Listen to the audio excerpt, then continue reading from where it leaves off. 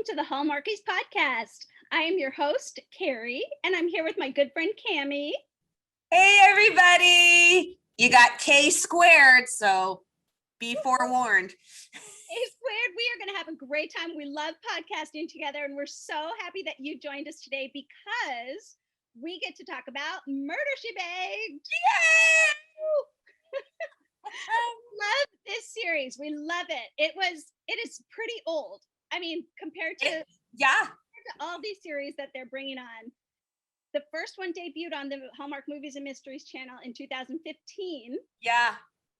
The last one debuted when? Do you know how long it's been since the last one came? There's 5 movies. Yeah. The last one is Just Desserts, but no, I don't. 2017. 2017. Wow.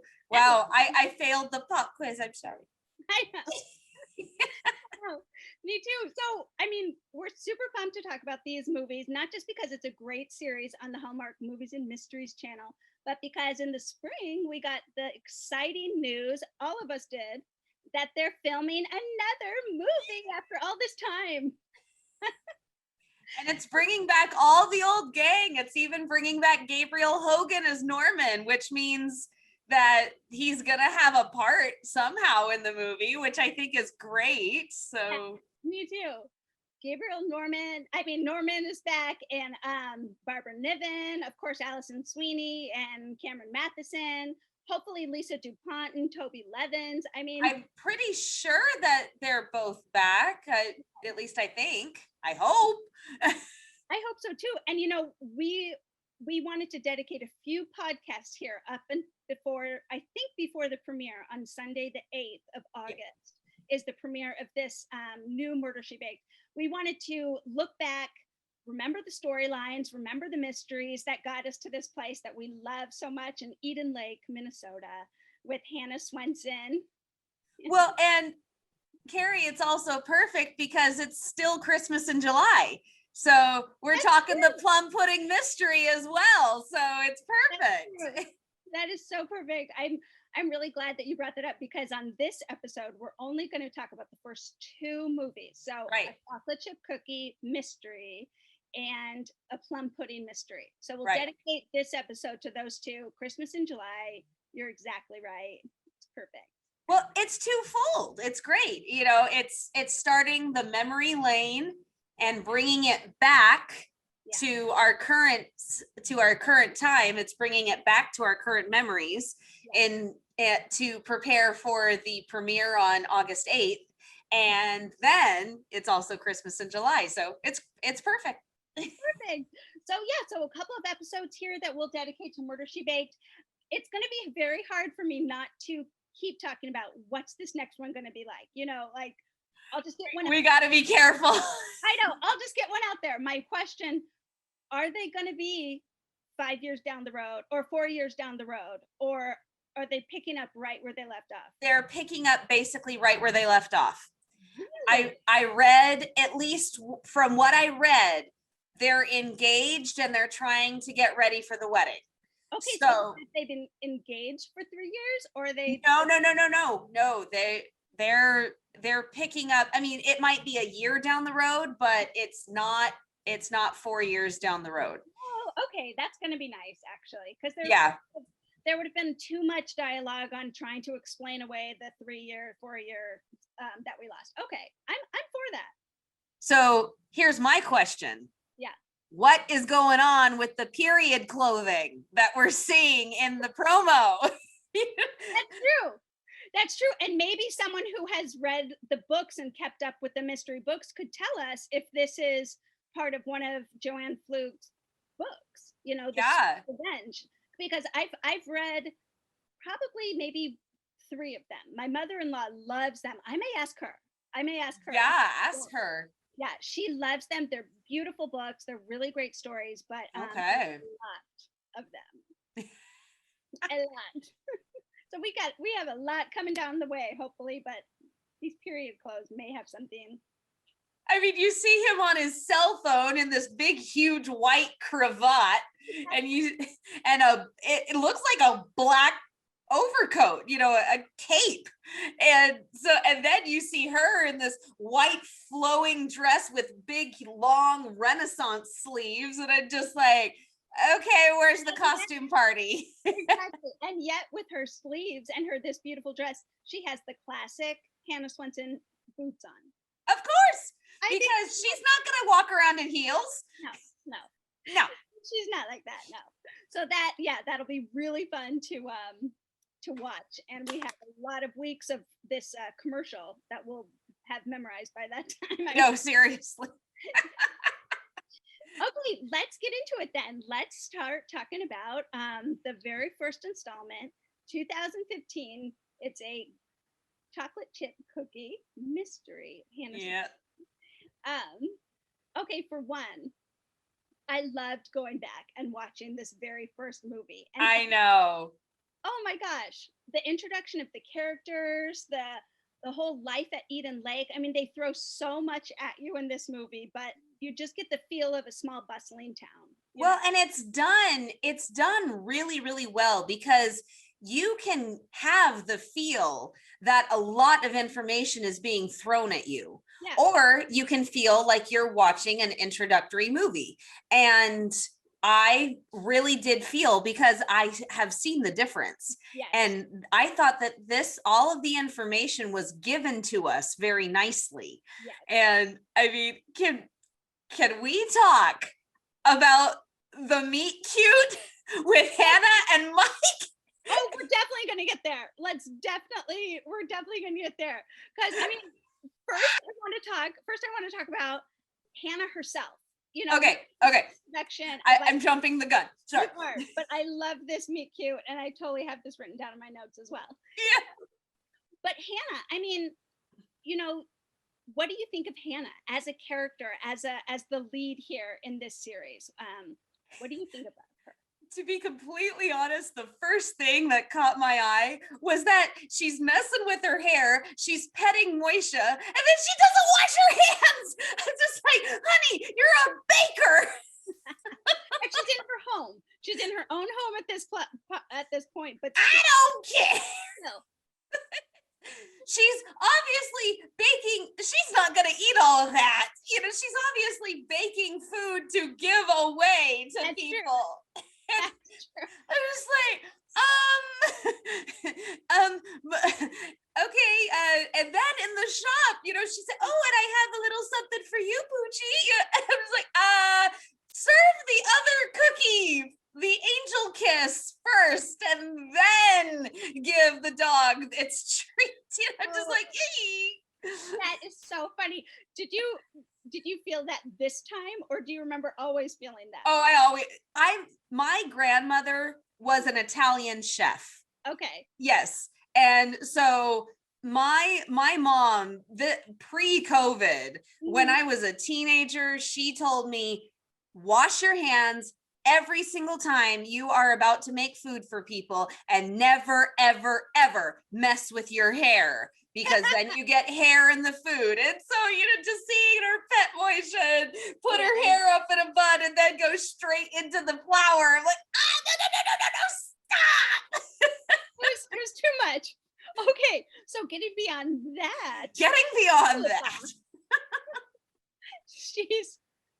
She's a great character. And she is. Like, she has this, I love her bakery. I love the cookie jar. Yeah. That it's the epicenter of all the hub in the morning, the fresh gossip, the new, the people coming in for their regular stuff. It just was such a cute place. Yeah. Well, and they established credibility that the stolen bikes were right where you said they were. Kind of a jump from stolen bikes to murder, but people, but she establishes that people trust her. People say things to her, or people say things in the bakery that they wouldn't otherwise say. And she's got a sharp mind for mystery and stuff like that. So it establishes it very naturally, because otherwise you would be saying, what is a baker doing solving mysteries that the police can't, you know. So. Which was kind of a funny theme between her and the new detective then who comes into town. I'm just a baker. That's why you're a baker and I'm a police detective. Yes. And then she's like, oh yeah, I'm just a baker. But you're right. They do set in the first couple minutes, they do set the good scene of her she's trusted, she's observant, she's helpful, she cares about her community, even with that mailbox that keeps getting knocked over. She's like, I look for someone with a good swing. And then later, of course, she talks to this high school baseball player about. And she solves that mystery. Solves that one. So it's so cute to see that she kind of does this in a way that's really helpful to the community anyway. But now she hits the big time here with this mystery. But well, and there are very big stakes because it's one of her best friends, which is another way that I thought it was really good, because if you just have somebody random, if you have a random baker getting involved, then you're like, excuse me, what? Go away. But this is her best friend. Yes. And okay, Carrie, I'm iffy on this subject. Okay. So and this is coming from a woman who grew up with guy friends. Okay. I'm the youngest of 6. I have 5 older brothers. So I grew up knowing how to talk to guys. And a lot of guys thought I was flirting with them when I was just talking to them naturally. I'm like, I am looking you in the eye and saying hello. Oh, I'm obviously in love with you. Right. But so I still have friends, really good friends that are guys, but I'm married and I've been married for 13 years. Yeah.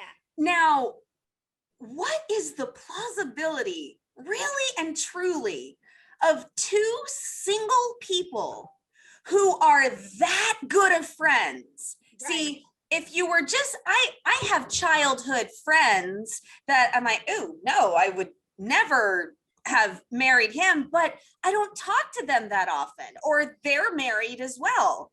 Yeah. But 2 single people who are constantly with each other and who are that close. Yeah. Right. I mean, come on. Do you see something fishy about that?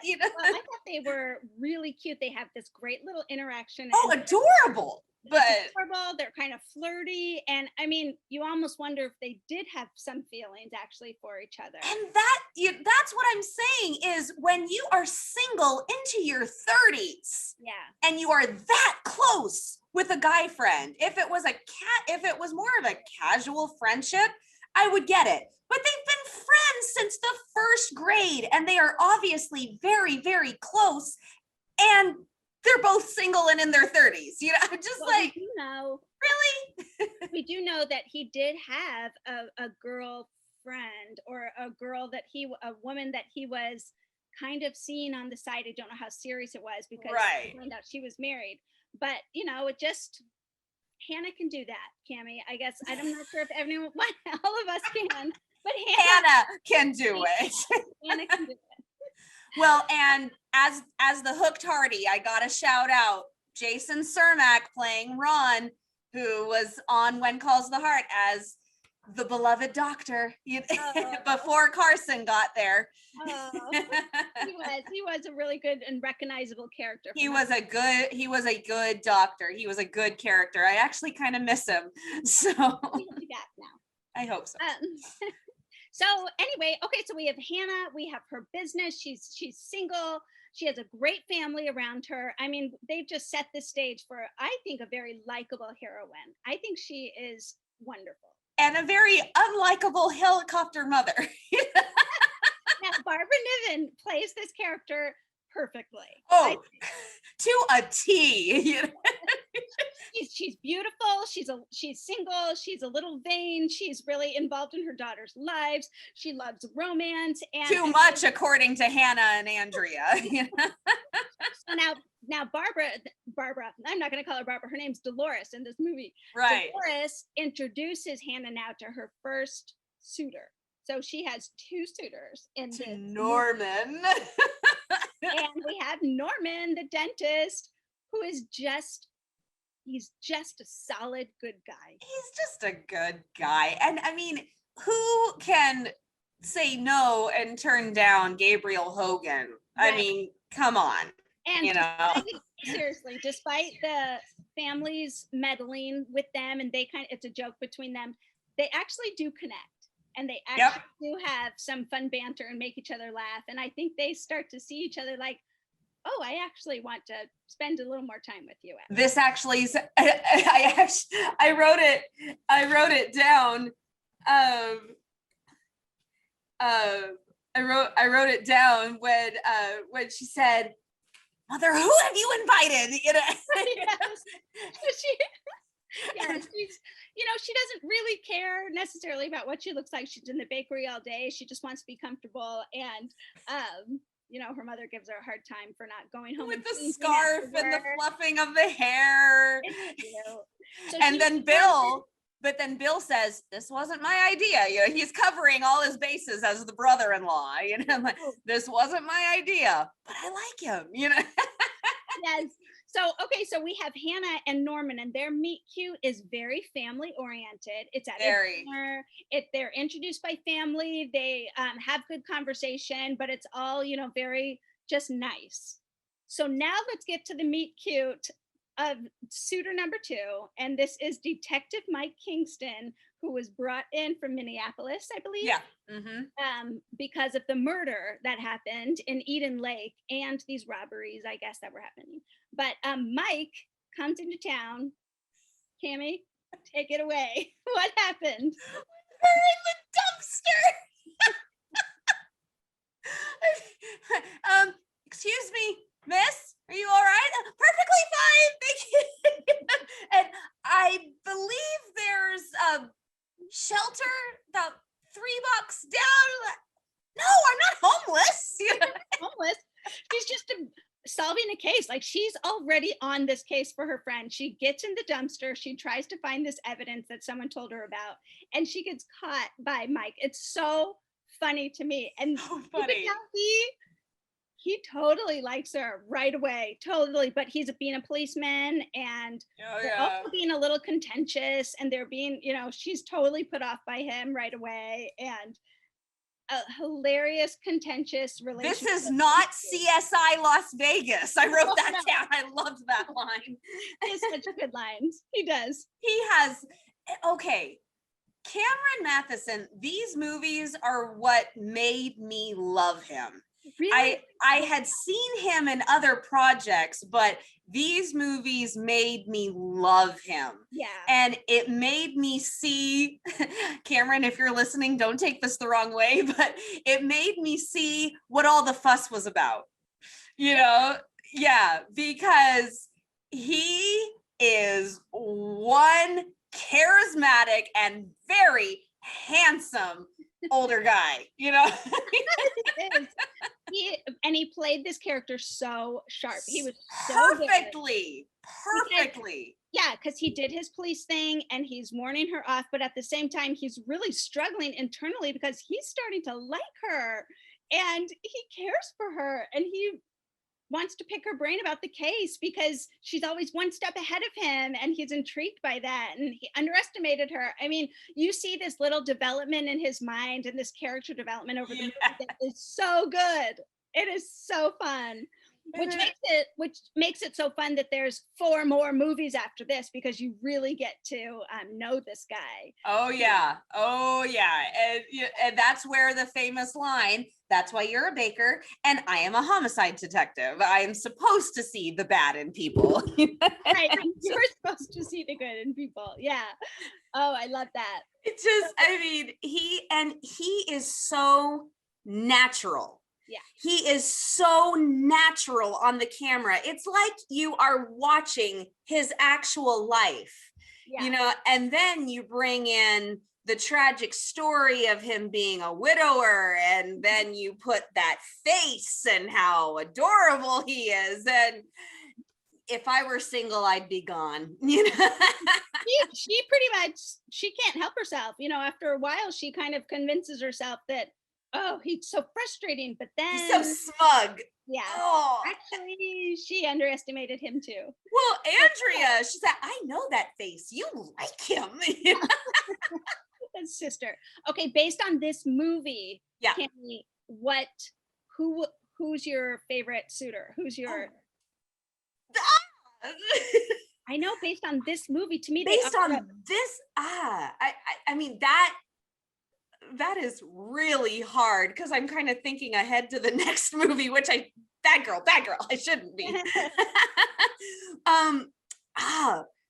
Okay, one very big brownie point that we have to give to Norman is that he saved his parents' home from the evil Max Turner. I mean, that is going to endear you to a woman, you know. Like, oh yeah, and someone that she really cares about, a good friend of her mom's, and you know, yeah, I do think this movie offered up two really great men, two great guys, two great storylines, two great futures for Hannah. But it's really just the beginning for her and these two, which is fun. What I will say this, what I really appreciated is because there can be a love triangle gone wrong. Oh yeah. Big time. We've seen a lot of it. Yeah. But I think at least in these first couple of films, this was a love triangle done right. Yeah. Hannah's not used to somebody paying her this much attention. Right. Hannah's not used to being the object of people's affections. You know, she's used to her mother setting her up with old men who need a wife, you know. And, you know, she realizes at the end of the movie, oh, I'm sorry, I can't make your dinner. I have a date on Saturday. Oh my gosh. Yeah. I have 2 dates on Saturday.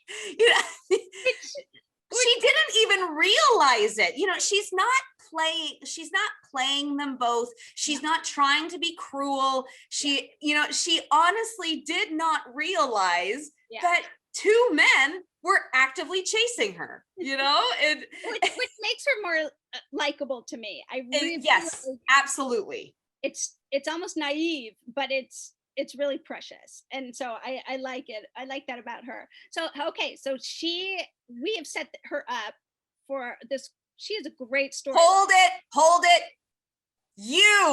Who would you pick at the end of this movie? Yeah, good point. I will always go with the hate to love relationship. Always. I mean, that one. I mean, I would probably, the problem is I went into these movies knowing that Mike was going to be her choice, because I would see the very end of these movies when I was recording something else. And so I saw the end of Just Desserts with the 2 of them cuddling next to each other. I saw that a million times before I started watching the series. So I mean, I would say I prefer Mike, but if I was in the actual situation, I would probably have gone with Norman. Yeah. Just because the idea of dating a police officer is very scary. A widower too, like that. All of that just seemed really heavy. Yeah, so but I get it. That police officer had some dang good one-liners. He's so cute. Okay, so I mean, this is a mystery, so let's just talk about the mystery a little bit. Right, the mystery. The mystery. That's right. That's what it's about. So okay, I'm assuming that anyone who is tuned in to listen to this recap knows and loves these movies already as well. So we're really not going to go into scene by scene, line by line. You know, we don't need to do that. So spoiler alert, we're going to say who the murderer is. Spoiler alert. So Hannah has figured out, like, all these little things are happening around town that just seem so odd to her neighbors, but she realizes there's a connection here with this one man, Max Turner, who was kind of a loan shark. he like loaned people money and then really was just so cruel about it. This is what you're talking about with Norman saving his parents' house. Yeah, he called in the loan days before it was due, and it was only supposed to be a payment, and he called in the entire thing. So Norman comes home and he pays it and he saves their home and stuff. Yeah. Never to have anything to do with this loan shark again, because he's bad news. But so many people in the town had gone to Max Turner and had been the worse for wear, actually. Yeah. So not only does Ron, her friend, end up dead first, it's very sad, shot in his van, but then they find Max Turner dead at his dairy factory. And so now we have 2 murders, and because you think, oh, this Max, but then he ends up dead too. So now you're like, oh no, who is it? Yeah, because Max was Ron's boss at the dairy. Yeah. And so it could have been some bad business to do with the dairy. And I mean, it really tugs at your heartstrings when Hannah says, oh my gosh, did I hear it happen? Yeah. Because she thought that it was the truck backfiring, because for all his money, Max Turner is a cheapskate, won't get a new truck. And so they hear the backfire and, oh, that's Ron. And this time it wasn't a backfire, it was a gunshot. And that just, and then it was her best friend. And that's just heartbreaking. But you bring up a good point in that it being heartbreaking, and because this movie does such a good job, I think it's not just a baker playing at amateur sleuthing and like, oh, getting herself into trouble. You know, she really, there are moments in this movie that she really feels the danger. And she really, like, you know, that car that came and like sat across the, like in her driveway or across the street, and she stayed up all night, huddled by her front door with like a weapon. And I mean, in her dress, beautiful dress from the night before. But I mean, those small moments help you realize, like, oh, she knows the danger. She actually really is scared. Like, she's not just being stupid. Yeah.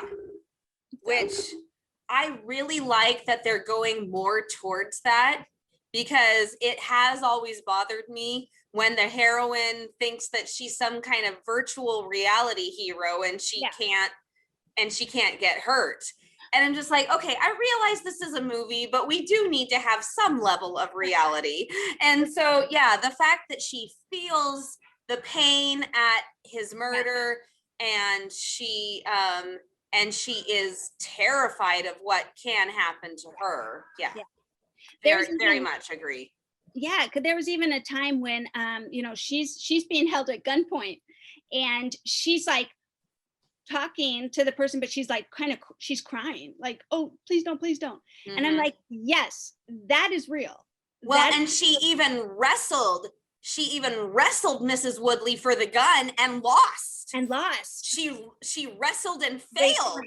And so she tried to get the gun away from her, and a lot of other movies would have given it to her, but she wrestled for the gun and then failed. And then had to back up and say, okay, I'm sorry.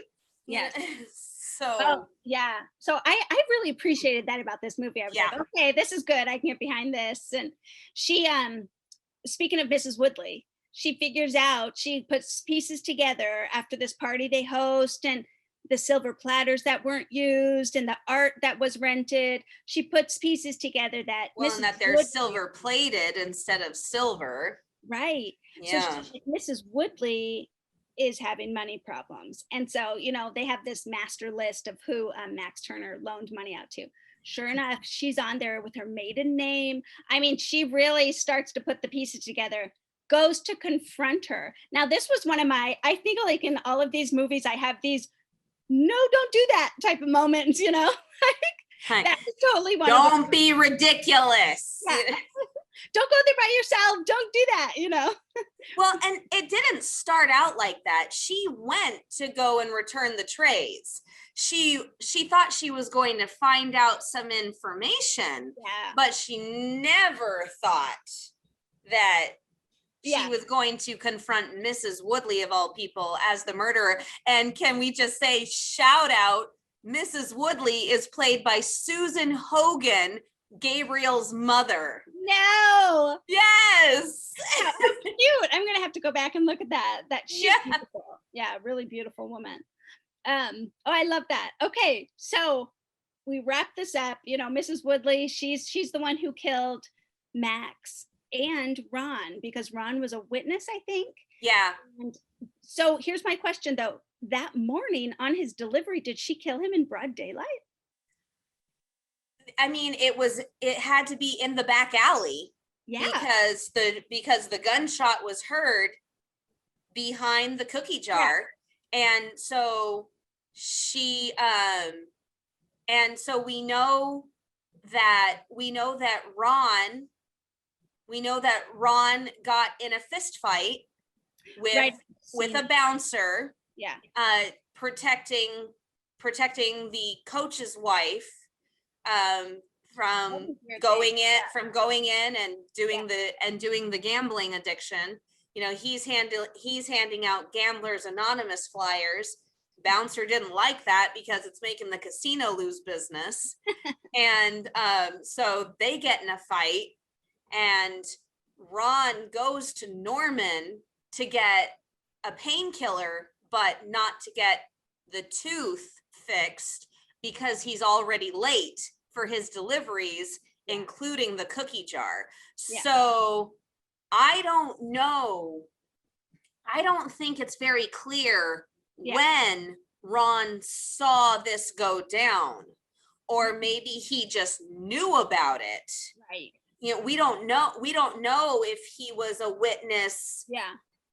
We don't know if he was a witness in just knowing things, or if he was an eyewitness. We don't know any of that, but I am guessing that she chased him down that morning and or followed him and then waited until he was in the back alley where there was nobody, and pow. Yeah, that's definitely, I mean, there's a few holes, but really they weren't enough to detract from just a great story. It was a really great mystery, really great story. Lots of people, red herrings and suspects, and and it's always with the camera doing the close-up on everybody's stern faces. Yes, you know? Yes, exactly. You don't see that very much anymore, but it went up. It even went up on Norman's face. There was a time when Norman was a suspect. So. I know. I was like, wait, is that a good look or a bad look?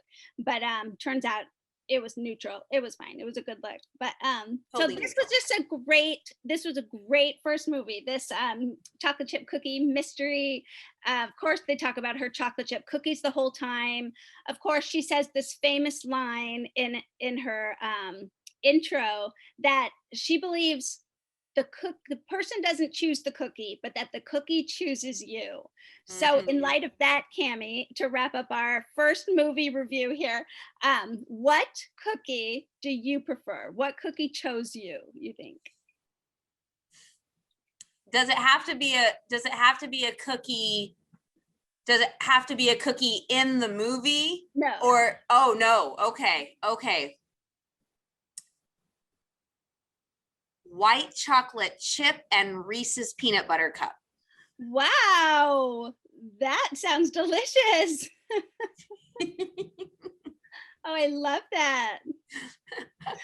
Well, mine would probably be a chocolate chip cookie bar.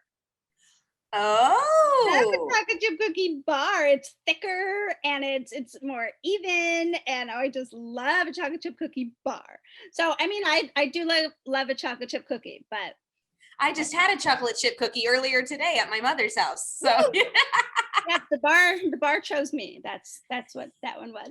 But I love this movie. It's such a great intro to the whole series, and so fun to see Hannah, and then that we get to keep going with more movies is so great.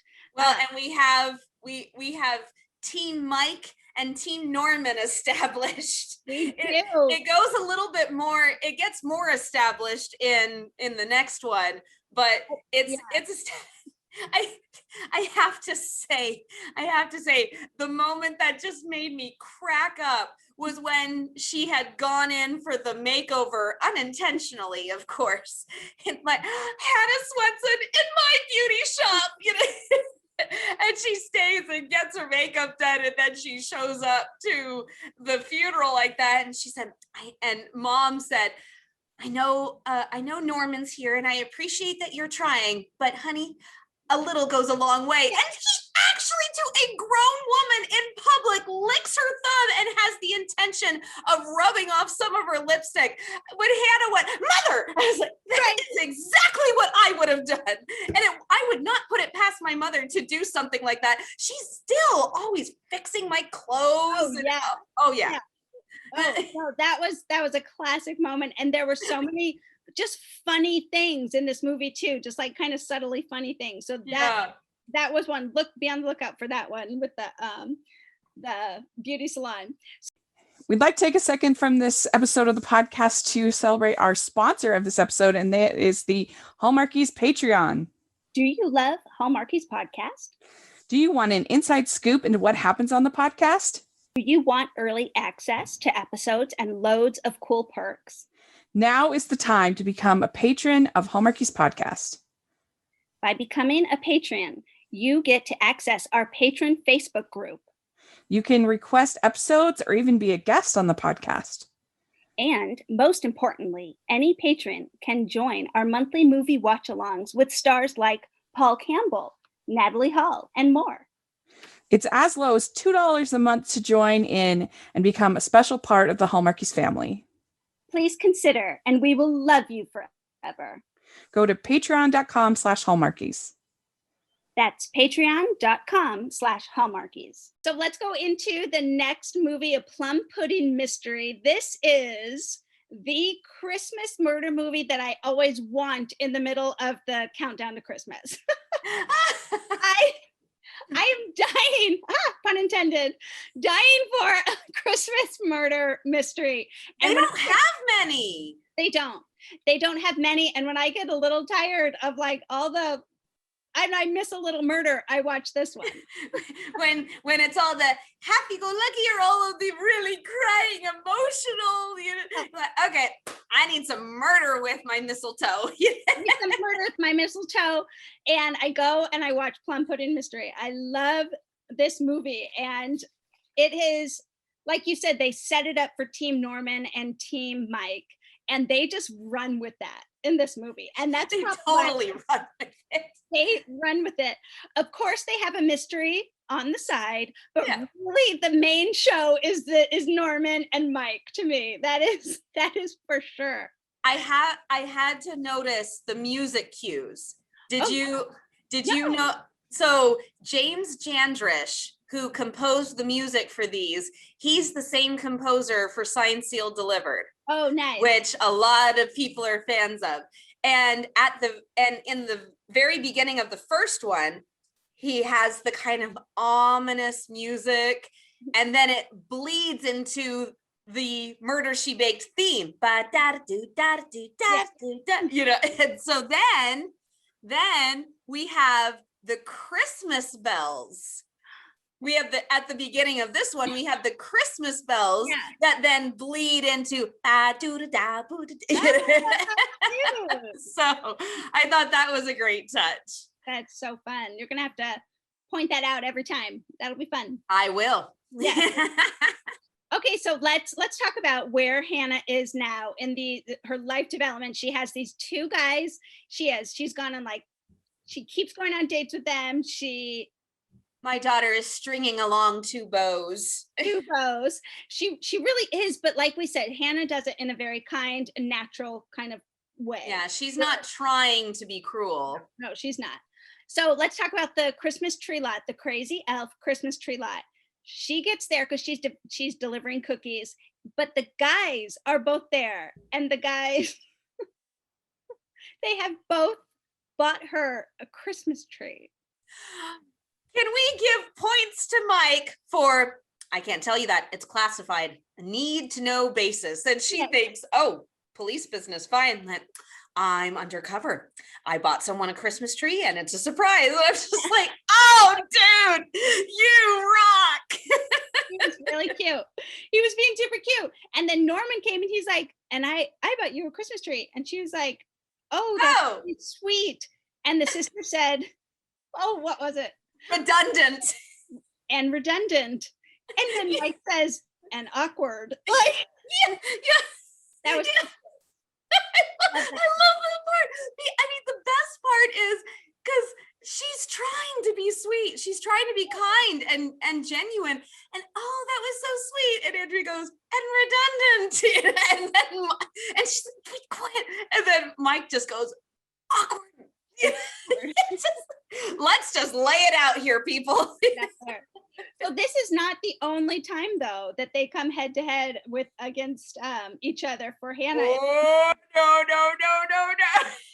I love this charity auction scene where they bid for her cookies, like desserts all year or something. Free desserts for a year. Oh my gosh. You know, Norman's like up in the bid and oh wow, 100. And everyone's like, oh yay, 100. And then Mike walks in, he's like 200. 200.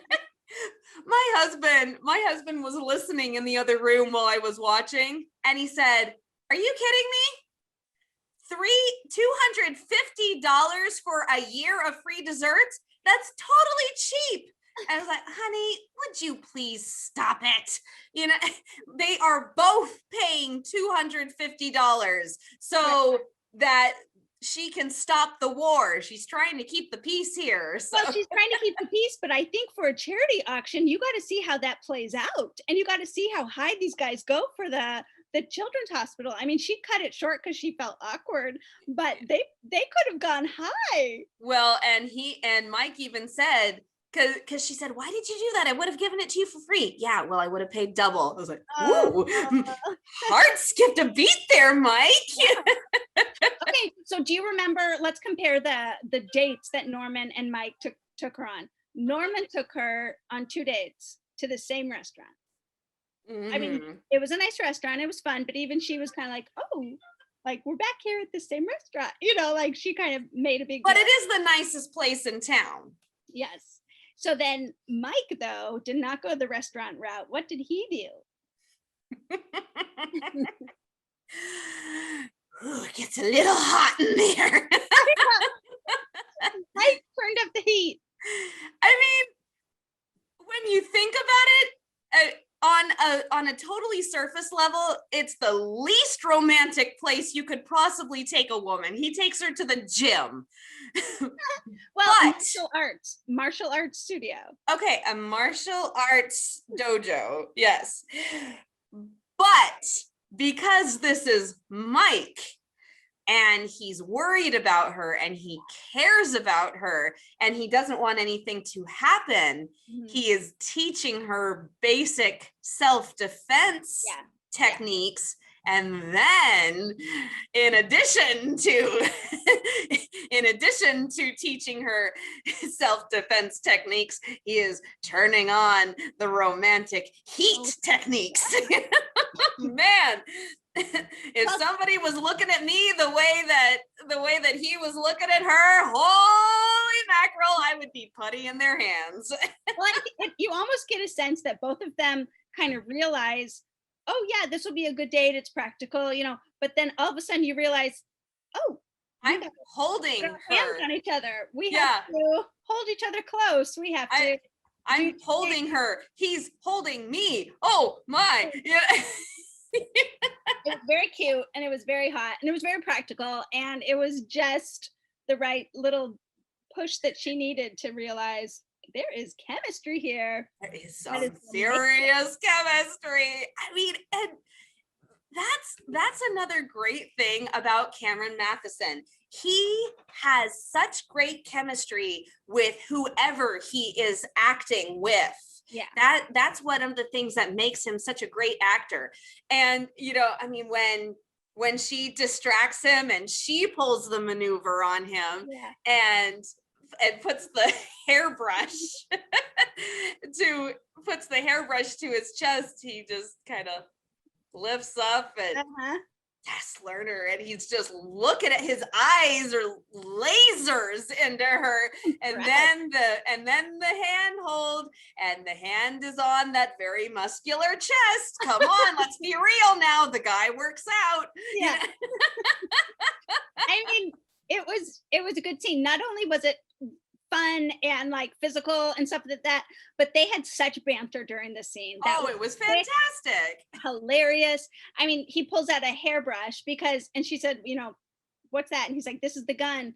Just in case someone ever pulls a gun on you. She's like, that won't happen. He's like, it did happen.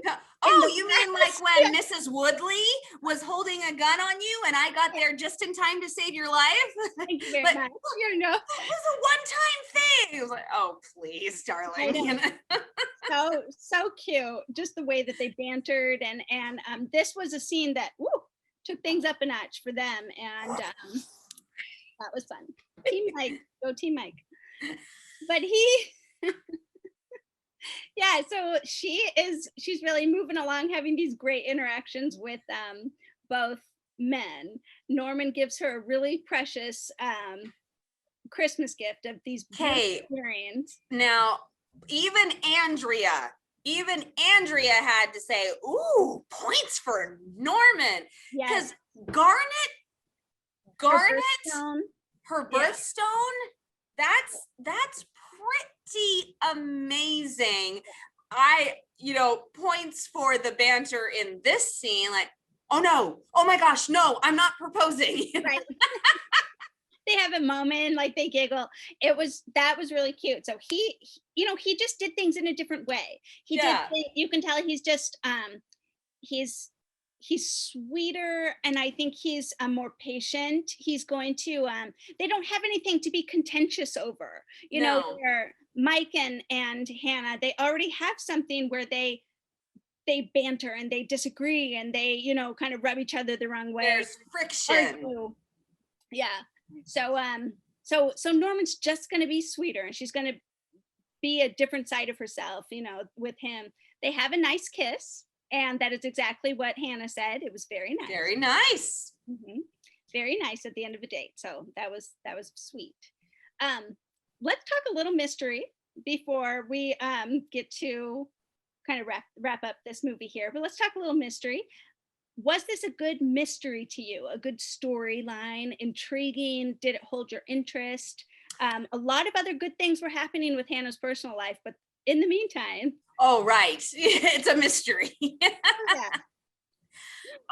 I thought so. Yeah. I thought, and I think one of the things that, number one, when everybody heard about the murder,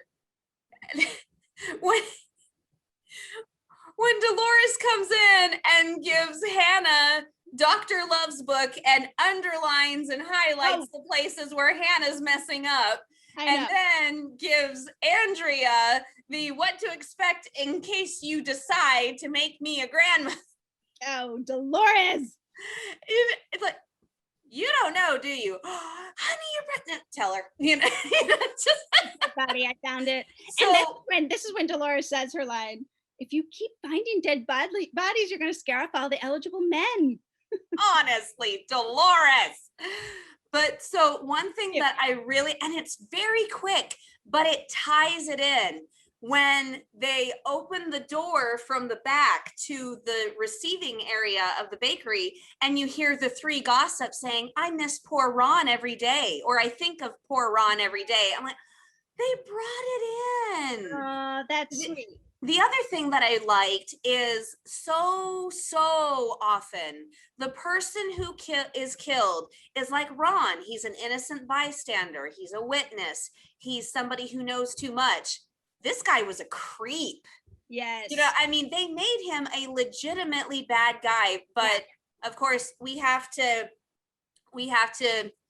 give a moment here to the late Kirby Morrow, who played Larry Yeager, because he has now passed on, and I miss him so much as an actor. I really do. Yeah. He had a very tiny role on 1 or 2 episodes of When Calls the Heart. So, and then he was an oil tycoon.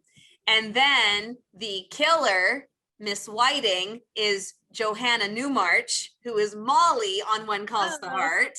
But very good. yes. Yeah, no, Kirby Morrow, he was, what I remember him from is Ring by Spring with. Oh, I love that one. He's so good in that one, and he just has all these other bit parts and roles in Hallmark movies and Hallmark series.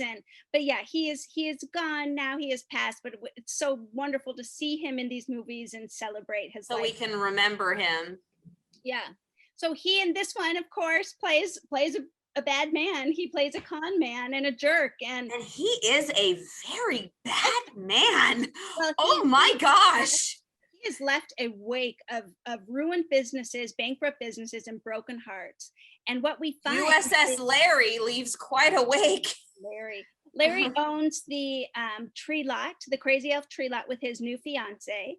But what we also hear is that his wife, his estranged wife, is in town. She's Dr. Love. She's the radio host.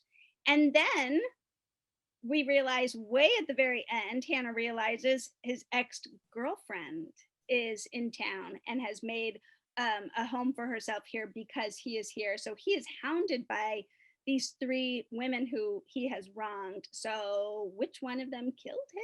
Karma catches up with you. And this is a very sad way that it happens. But I mean, it just goes to show you, you treat people badly, it will catch up. Yeah, it really will. You leave this wake of destruction. So we have now this Miss Whiting, who has come. She changed her name. She came into town. She's a teacher now, I guess, at the community. A business teacher, yes. Yeah. So she was the one who killed him for bankrupting her father's business, and thus her father had a heart attack. And so it's in the very last 10 minutes is when Hannah figures this out and puts it together. She runs out of the charity auction to and it's all because her mother said white in Italian. Blanco. Yeah. Bianco. So she's like, Bianco Natale. I've seen that name before. Okay, so here we are outside in the tree lot, basically, and Miss Whiting and Hannah start to have an altercation because she pulled a gun on her. Luckily, Hannah knows what to do. This time. She actually uses the self-defense method that she learned from Detective Mike. And at least stalls the process. She doesn't get the gun away, but she stalls it. And then here he comes and he saves her again and gets the killer again. Can we? Nothing else happens, Kami. What else happens after this altercation? Something happens inside Hannah when she realizes that she was faced with death. Yes. And he comes. Oh my gosh. So he's like, I won't always be there for you. I scared me half to death. I mean, he's saying these things very quickly, but he is really showing how much he cares for her in this quick 30 seconds. Yeah.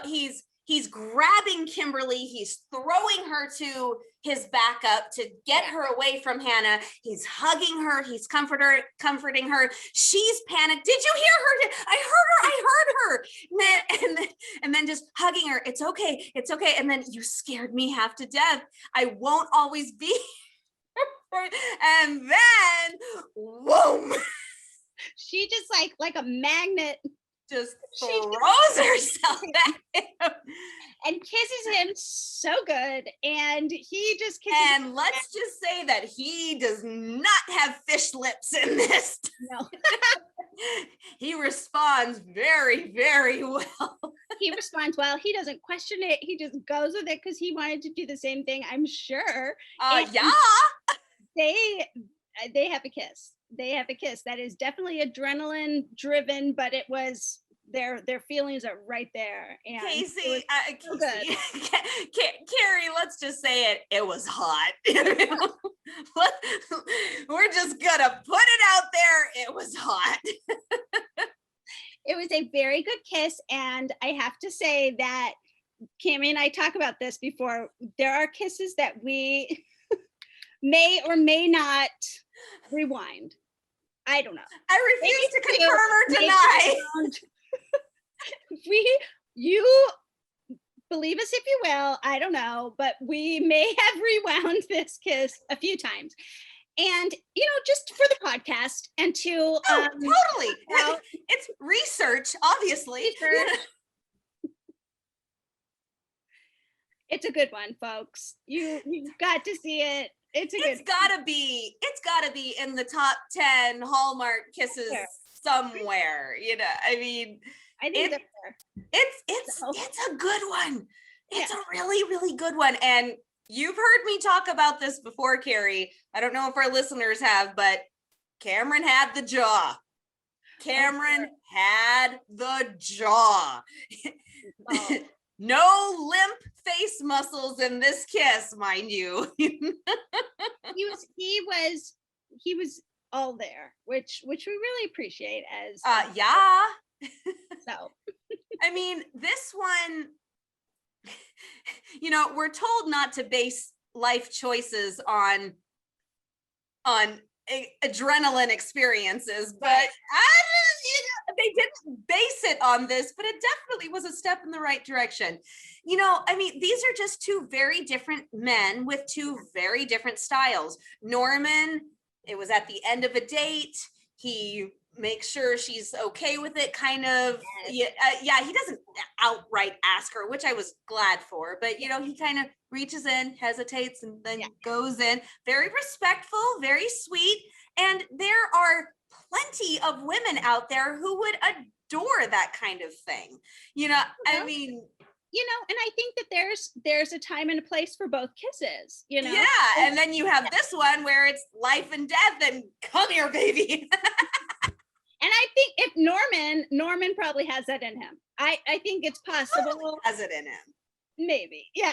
No, I think he does. It's the right woman, But anyway, here we are at the end of this movie, and you think like, oh, she has made her choice. They have these friends. They end with a family Christmas dinner.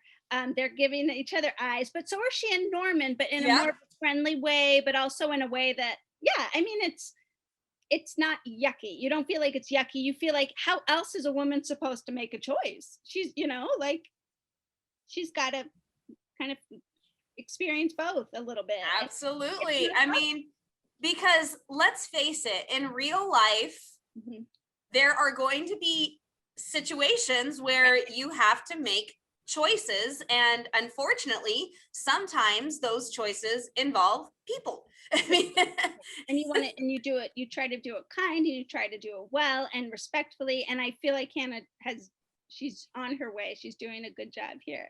But I love the way that the movie ends with the family celebration, really celebrating each other and Christmas. And then Andrea now makes this announcement that she is in fact pregnant.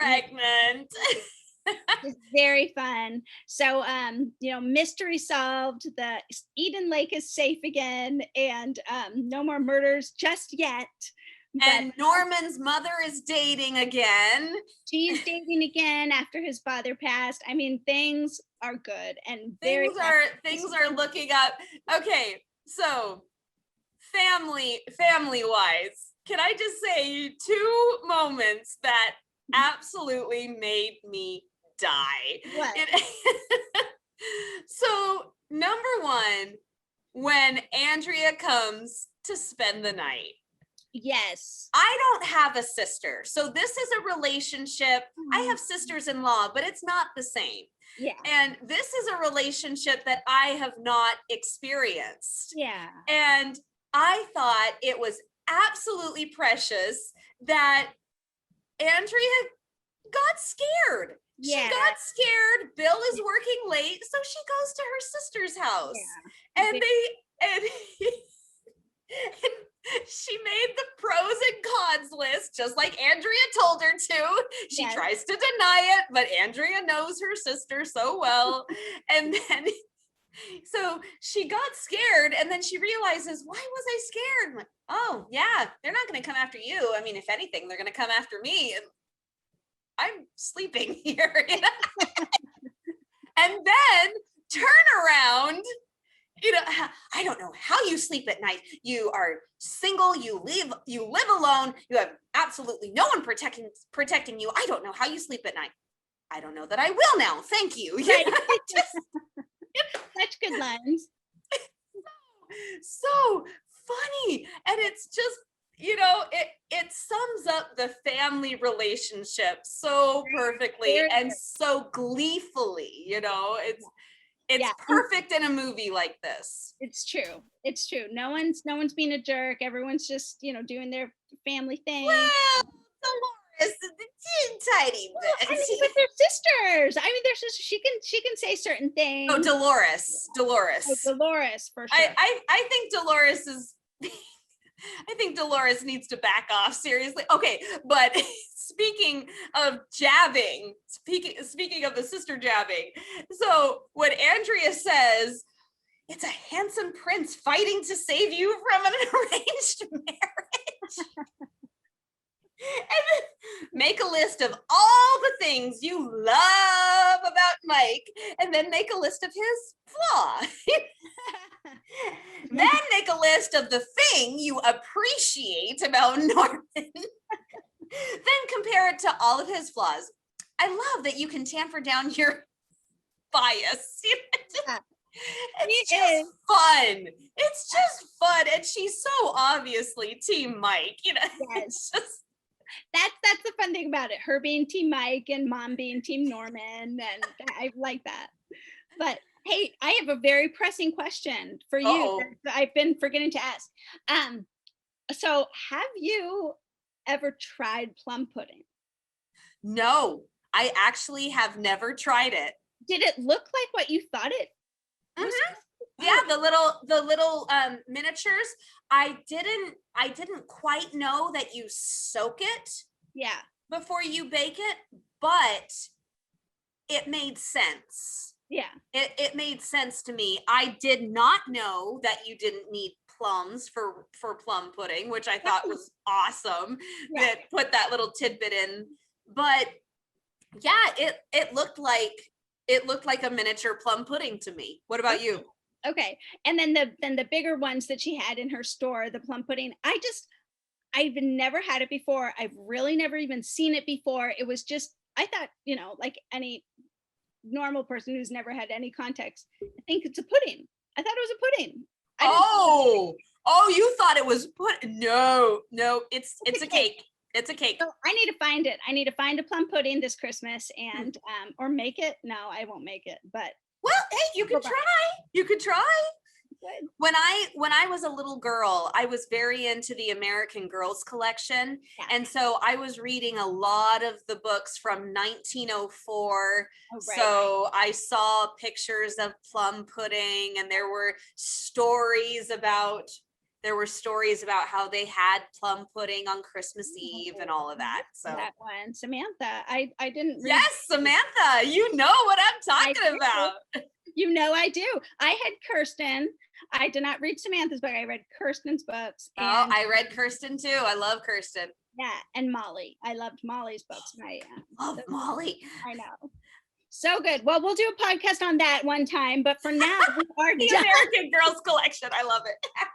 We are done with our recap of the two Murder, She Baked mysteries, chocolate chip cookie mystery and a plum pudding mystery. So we totally want to know what you think about these. They've been out for a long time. We want to know if you're a fan. We want to know what favorite scenes are. We want to know if you, like us, think that these movies are just, we like a little mystery with our romance is what it is, really. Or do you like a little romance with your mystery? That's the question here. What do you like? But leave a comment. If you're watching on the YouTube channel, leave a comment, subscribe to our channel. If you're watching or listening on iTunes, we definitely want to hear your feedback there and rate us, please. We have a Hallmarkies podcast, of course, where you can get all your Hallmark, just your little Hallmark fix every day. So listen to us and subscribe to our Hallmarkies podcast. You can find us all over social media at Hallmarkies podcast or Hallmarkies pod.